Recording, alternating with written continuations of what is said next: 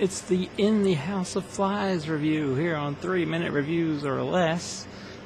This movie takes place in 1988 as these two little hipsters here on the front manage to get themselves captured within the first 5 minutes of the film.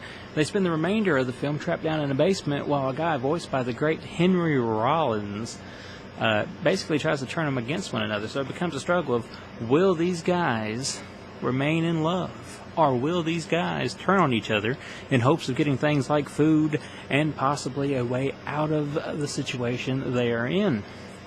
Something like this you would think would wear out its welcome pretty quick. I'm here to say it actually remains pretty entertaining to the very end. You don't really know where it's going to go. It's a little different than what you might expect going into it.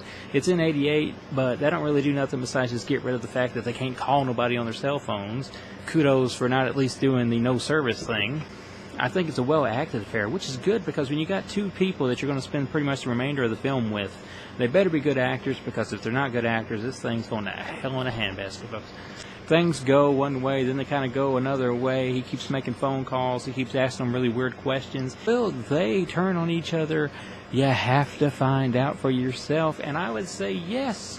Watch In the House of Flies because it is good enough for you to check it out. It's from MVD, from Parade Deck Films. I will read it on air because I don't do research. You don't go into this thing expecting a whole lot of bells and whistles and blood and all that stuff.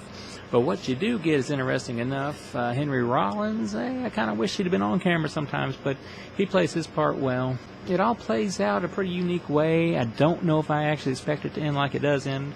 I was pleasantly surprised by what the film ended up being in general, so if you want to check it out, check it out. Once again, if you didn't catch it before, In the House of Flies gets a thumbs up from me.